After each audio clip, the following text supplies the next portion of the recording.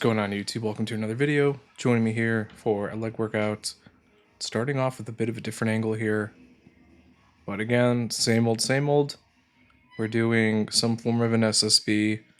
And again, shifting those sleeves back to emulate more of like a upper body or more of like a low bar, right? So it shifts further down the back so you get a little bit more stimulus. So in my training, I do two different versions. I'll do the SSB version, so it's more far forward, pushing you forward, and then there is like a high bar back squat version, which I like. I've tried the low bar version and it just doesn't feel good. So for me at least, I can at least shift where the bar is at, so you're getting sort of a different movement there. But you'll see here, movement is basically the same though. It's just, what stimulus, and obviously I can't do as much on the SSB as I can with the back squat version, just mechanics there. So that's kind of my standard for figuring out what weights to hit and also not overreaching and doing too much. So you'll see here, I'll be a little bit more seated back, sit more into the squat rather than come forward.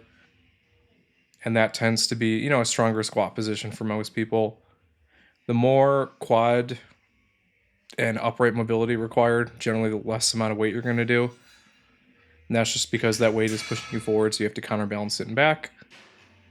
But just, different angles, just kind of showcasing exactly what's happening. And again, just really trying to focus on keeping everything nice and rigid and sitting through the squat, feeling everything, and then coming out of the hole. And things have been going well with the squat so far. It is going to be interesting to see as we start pushing the weights and going heavier more consistently, what's going to happen with that. But I think that's going to come with the experience when we actually get there. So you really just have to kind of figure it out for yourself, play it by ear, and kind of make sure that you're able to, recover and make sure you're not injured. And then if you are injured, deal with those. There's other versions of squats you can do.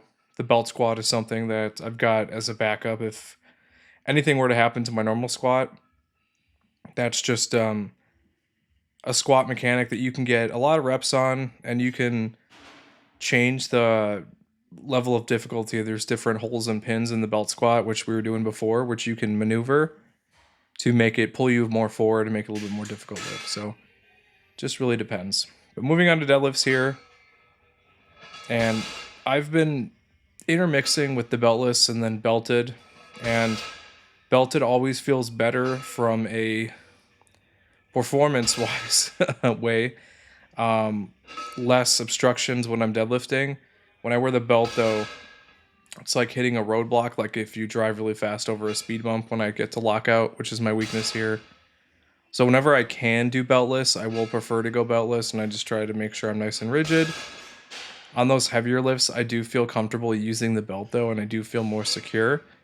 It's just I know the ensuing battle that I'm going to have to deal with once I, get that weight, that bar right at hip length to lock out. So that's just the unfortunate reality of my deadlifting leverages. Super fast off the floor, fine through the middle, and then the moment I get to lockout, that's where you see this almost immediate slowdown. And I think that's just from being built that way. So leg press here, and actually more of a squat press, I would say.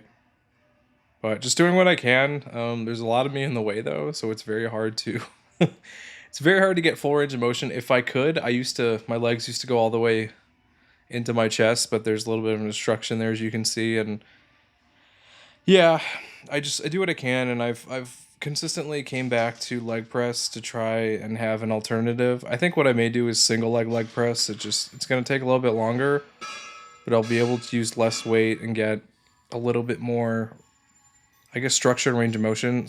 With the single leg, you can kind of arc inwards and manipulate that range of motion to go further.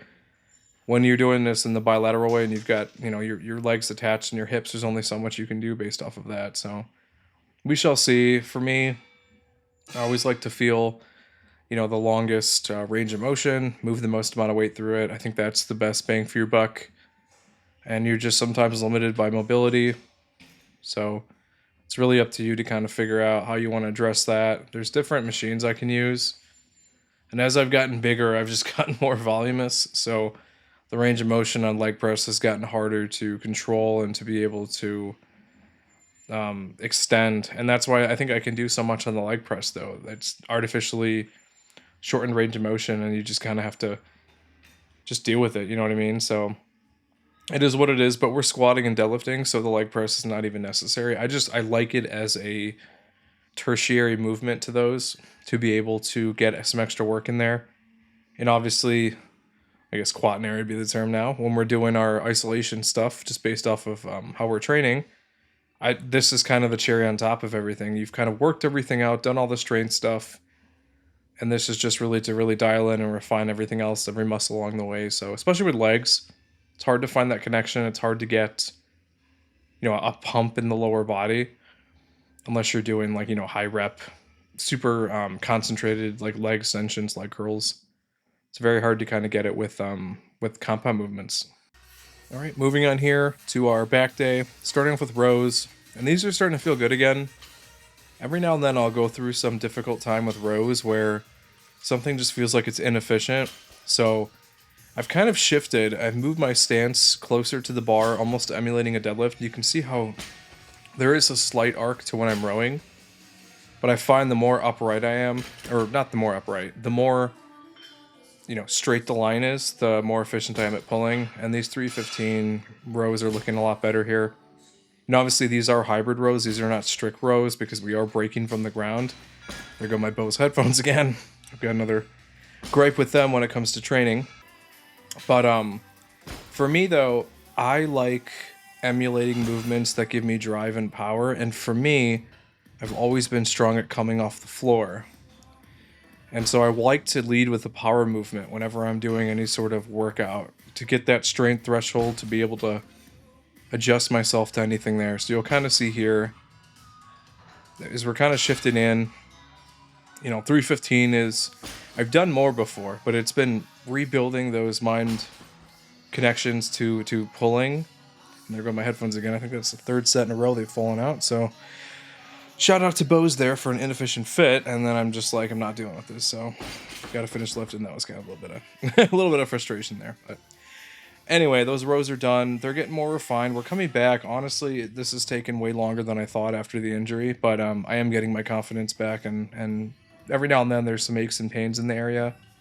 But I think we're doing pretty well though. And then in addition to all the hypertrophy we're doing, we're reinforcing all the strength that we're building, and just finding those connections and being able to top them off after we've done the strength stuff. I think it's important to do both. I don't feel tired if I don't do a heavy compound in my workout.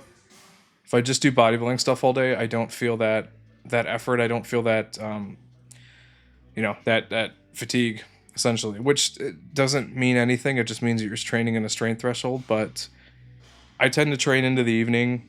I'm taking pre-workout. I want to leave the gym somewhat tired so that I'm ready to go to sleep. This is why on my deload weeks, which I don't really film, if anyone's interested, I will film them, but I cut back on the caffeine because I know the workout is not going to be that intense. We're cutting weights and sets and reps, so I don't need as much to go from there. During these heavy weeks, these 4-week blocks where we're straight up putting work in, I will take that pre-workout, which I've done for years. I've taken the same pre-workout for years. If anyone's interested, I can maybe do a video on it or whatever, just kind of show you.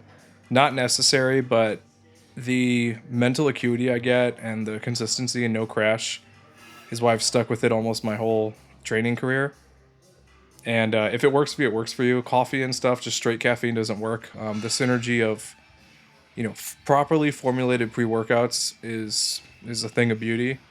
And if you take a really good one, you don't have to worry about it. So maybe I'll do some follow-up on that. I've been taking the same 3 to 4 supplements for like the last, I don't even know, I gotta do math on it, which I can't do right now, over 10 years on all of them, and I haven't deviated. I have tried other stuff though, but it didn't give me the results that I was looking for with the stuff that I have now. So again, supplements are meant to supplement. No one's out here living the most ideal of perfect lifestyle with perfect nutrition and everything. So on those days where you don't feel good, sometimes taking that pre-workout gets you in the right mindset, gets you moving, and kind of goes from there. So Again, not necessary. But on these back days, it's definitely more bodybuilder focused, where we're doing more isolation stuff, less compounding, just because there's not, you can't really do that many compounds for your back without, doubling up on the same movements over and over again. So these are the workouts we get a nice pump. But transitioning into chest and shoulders, we are playing around on bench here, and I've had some issues in the past with my close grip bench. Just the way, telling you, the way I'm built, my arms are long, so my shoulders want to round forward when I close grip bench like this, just because of how narrow the grip is. So naturally, your arm length to a certain extent is going to determine your range of motion. The wider you go, you tend to cut range of motion, so it makes it a little bit easier for guys with longer arms. The closer you go, I still want to hit my chest, but you will begin to feel your shoulders want to round forward, because it is a movement that is not, there's structurally, there's nowhere else for your shoulders to go. You have to go below the bench, which you can't do, and that's why it's rolling forward. But anyway, you can adjust to a degree with the close grip by going slightly wider than you'd normal, because close grip is just defined as anything that's not your main comp grip or a wide grip, right? It's all relative. Everyone's going to be a little bit different. And you'll see here, I'm not quite, in the middle on the groove here, because that wouldn't feel very good. But you just have to figure out, in relation to what you're doing, how that's going.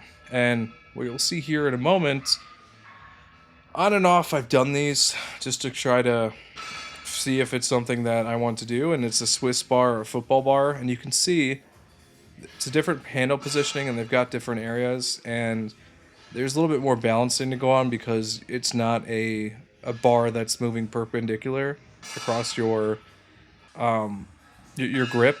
Now it's in line with your grip. So there is a little bit of balancing, which is why I'm wearing the wrist wraps, just because I've got the weakest wrist in the world. But every now and then I'll experiment with this just to kind of see. And honestly, in this workout, I got a tricep pump. I haven't felt in a very long time doing this. And that may sound good to you, because, okay, good, we're activating the triceps. But what I didn't anticipate was, after doing this set, and again, we did start off with the traditional bar, closed grip bench press, and then we went right into this, and everything looks like it's moving well. And I'm thinking, okay, good. It was a little bit uncomfortable to do when I did it, and also when racking.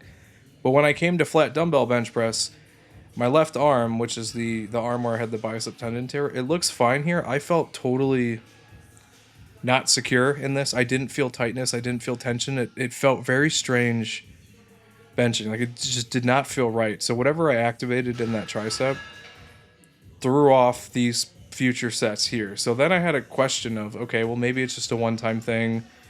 What's the game plan here? Can I continue doing this? And upon watching the footage, everything looks the same, so I don't know if it was all in my head or whatever, but it's something I'm going to stay on the lookout for. Whenever you make these changes in your training, you're going to have to account for any sort of adjustments that you may need to do. And so it really just depends on, what your long-term goals are. I like dumbbell benching. It's something I want to do. You don't need to do it. You could do hammer strength or other stuff, but it's all just up to whatever, you feel. But you start to notice here the slowdown. I'm not as poppy off the chest as I normally am. And that's totally on me for making that movement there and kind of going from there. So it really just depends on, what exactly your goals are and what exactly you're trying to do. So it's something I'm going to consider. I'm going to keep messing around with it, because whenever I make a change, it does take a few workouts, a couple weeks to really understand how it's making me, how my body's reacting. And if it starts cutting into other lifts, then that's when I'm like, okay, not going to happen. Not going to do that here. So it really just depends on, what your long-term goals are, and kind of going from there. So for me, it is like the dumbbell bench press. It's something I've taken in to training several times, and I've also taken out. I've gotten injured and issued before, so it's not exactly the most ideal movement. I do like my barbell OHP. That will always be my top shoulder exercise, and kind of going from there. So, play around with what works and figure out what you'd like to do. And then, yeah, obviously going to our chest isolation. Again, this is not going to feel that much change from you know, obviously the benching or whatever. This movement feels really good. I love flies for chest. I think honestly that's the best chest builder you can do. Obviously you want to bench press so you've got the strength, but you're never going to get a pump on a bench press, even with high rep sets, like you would with any sort of across the chest compression type of fly movement. That's just going to give you a level of activation you're not going to get from that. So that's why we do multiple different movements for those workouts to stimulate different things so we get the benefit of both. Same thing like this reverse fly or pec deck. You're going to get different things and you just have to figure out what exactly you want to do here. So starting to show more isolation accessory work just, you know, for the sake of the videos. I do want them to be a little bit longer, but sometimes the gym will get busy when around this time, and I don't like shoving my camera in certain places, and you really just have to, you know, be respectful of everyone's stuff though. So if the time does allow, I will throw these in here. And I think it's just important to kind of show the movements that come after the fact. Obviously, people want to see the heavier lifts, the big compounds, but all this stuff contributes to the movement that you're doing. It's going to contribute to the foundation and structure of every lift that you're doing. Anybody who benches big, you can tell they bench big. They generally have big arms, big chest, big backs. Occasionally you'll see people that can move a lot of weight, powerlifting style, but it's with a lot of manipulation. And you won't see the foundational structure that a lot of people have. So there are some anomalies, of course, though, but I think it's important to show that adding additional things, again, you don't need to be in the gym just pumping isolation exercises. You can tell in every video I've done, we're starting off with those heavy compounds, tapering down into a secondary and then a tertiary and going from there. And I don't always do, you know, isolation and compounds if the way that I'm feeling though. It is nice though, is a nice way to cool down and kind of get your head right before you head out. Because getting amped up for those heavy movements, it does take a toll on you. So, you know, whatever you need to do for your mental health to kind of keep you in space, that's what you got to do. But anyway, that's the video. Like, comment, subscribe. See you in the next one.